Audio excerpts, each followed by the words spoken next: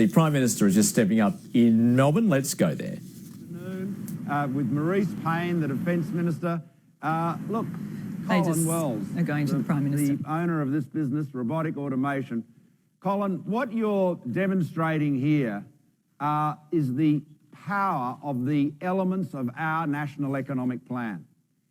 The truth is that we do live in the most exciting times in human history. We live in an era of economic change unprecedented in the speed and the scale at which it is transforming the world, and it is being supercharged by technology, by the internet above all else. But it's being supercharged by that, and as a result we're seeing extraordinary growth. We're going to have half of the world's middle class living in Asia to our north within a few years. Now, 40 years ago, China was barely part of the global economy. Look at it now. Look at the growth that we're seeing, the opportunities that we're seeing. Here is Colin demonstrating with his business that Australians can do anything. The future of manufacturing is advanced manufacturing, which means you're using technology to make your manufacturing more efficient. You're using computer processing, computer design to enable you to do things you couldn't do in Australia before. So what Colin has done here is, with Australian innovation, Australian design, Australian programming, Australian systems integration, he has created a system, and he does this across many industries and businesses, but we're just looking at one here as an example, which will mean an Australian manufacturer of pharmaceuticals will be able to continue doing so in Australia.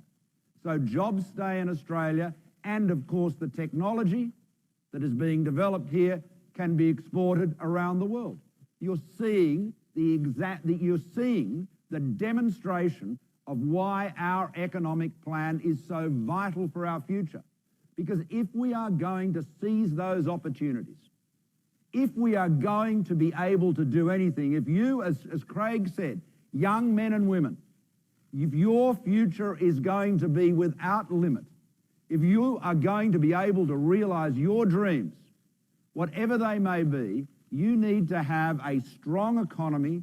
You need to have the horizons, the widest horizons, which we have opened up with our plan. The big trade export deals are enabling Australians, whether they're exporting goods, food products, agricultural products, whether they're exporting services, to get into markets like they never have before. You've seen the extraordinary growth in just 1 year of the number of small businesses, Australian small businesses, that have become exporters. Nearly 13% growth in 1 year alone. Why is that? It's because of our plan, because of the big trade export deals we've set up. Now, without wanting to end speak on the last day of the campaign with an unduly partisan note, I do have to remind you that the Labor Party opposed the biggest one of those trade export deals, the one that has been most transformative, that has created jobs right across the country, particularly in regional Australia. The Labor Party and the unions opposed the China-Australia Free Trade Agreement. Extraordinary. They stand in the way of those parts of our economic plan which are so important for growth. Now, clearly, here is Colin's business, an example of what I would describe as a medium-sized Australian business. Here it is. It's been going since 1988. It's a solid business. It's growing well. He's investing. When he makes a profit, he invests it back into his business. That's how he's grown. That's how Australian-owned family-owned businesses operate right across the country. That's how they work. And so what we're doing is providing them with additional support. That's why we are reducing company and business taxes. We're doing that because we know, and as any economist will tell you, that is how you get more investment and more jobs. You know, it's pretty straightforward. If you want more of something, reduce the tax on it. If you want less of something, increase the tax on it. So what do we want more of? We want more investment and more employment. We want more innovation.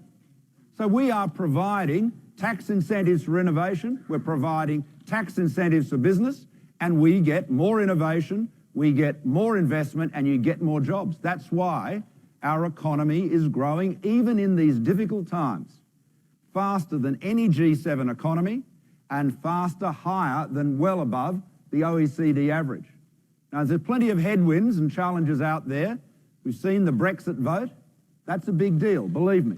The European Union is the biggest single economy in the world. Britain itself is the 5th biggest national economy in the world. So that's a momentous decision, and there has been instability and uncertainty in markets and elsewhere, and the political developments that follow from that are difficult to predict. But what we say in response to that is, if you have a strong, clear economic plan that supports investment, supports growth, brings the country together with a common purpose, if we stick to that plan and we stick together, then we have the resilience that enables us to seize the opportunities as they arise, and there are plenty of them, and to deal with the challenges when they occur, and there will be plenty of them too, and we've seen them. So right across the board, every element of our national economic plan is backing strong economic growth, supporting investment, supporting jobs. Labor, on the other hand, as we know, is promising higher deficits, higher debt, and higher taxes. What a combination. What a combination. It is as though they had decided that they would put in place a set of measures which would deliberately undermine investment and employment. If you want less investment, increase taxes on investment. That's what Labor's doing. They clearly want less investment. They're jacking up capital gains tax. They're banning negative gearing. They're opposing our company tax cuts for all but other than the very smallest businesses. And then, in addition to that, on top of all of that, they're spending and borrowing more. It is a recipe for economic stagnation, coupled with the prospect of a vote for Labor, the Greens, or independents, delivering a hung parliament, all of the instability, all of the chaos that involves. You know, Labor's proposals, Labor's policies are bad enough. They're destructive enough. High debt, high deficits, high taxes, anti-investment, anti-employment, anti-business. But then imagine what they'd look like when they get the bill, when Bill gets the bill from the Greens and the independents. They've taken the savings that have been achieved by our reforms to superannuation, but they haven't told us what they would do.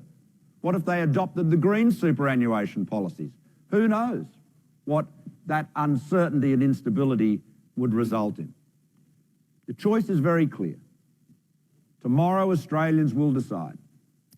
This election is all about them. It's all about every single one of us, 24 million Australians. It's not about politicians. It's not about personalities. It's about the future of Australia.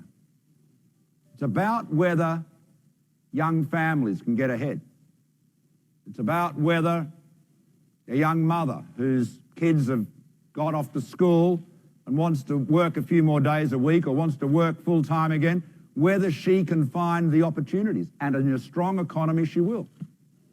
It's about whether the Chris Wells of today, a young guy who's working for someone else, perhaps working for a multinational, and decides that he wants to start his own business, his own Australian business, and whether he will have the support, the confidence, the environment in which he can do his own thing.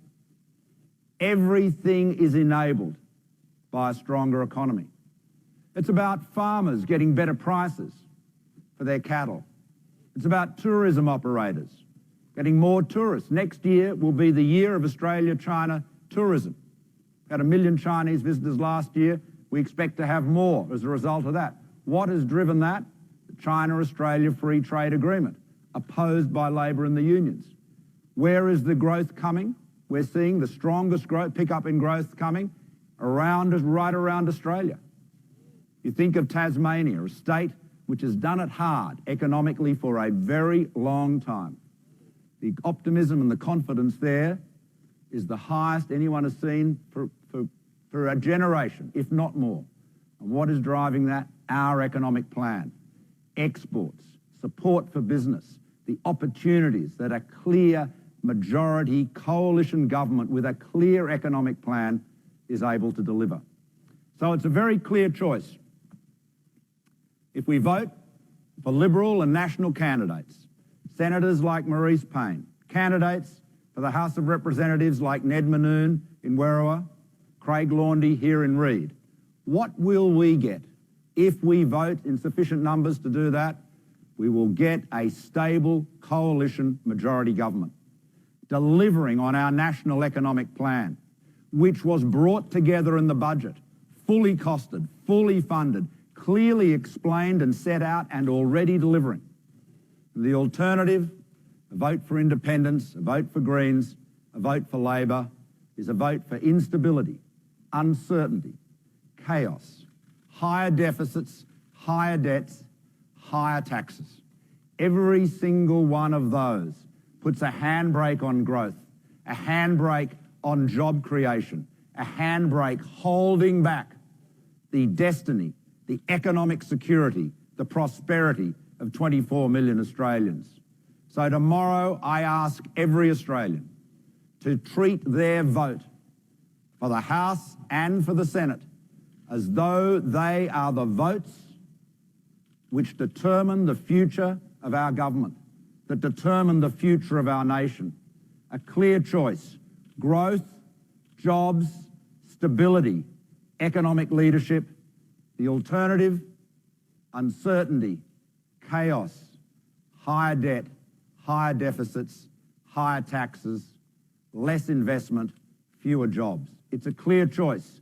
We, as candidates, put our faith in the wisdom of the Australian people, and we ask them tomorrow to vote for their future, for our future, because if we stick together and if we stick to our plan, our future will be brighter than ever before. Thank you very much. Prime Minister Malcolm Turnbull speaking in Sydney as he makes his final pitch to voters on election eve.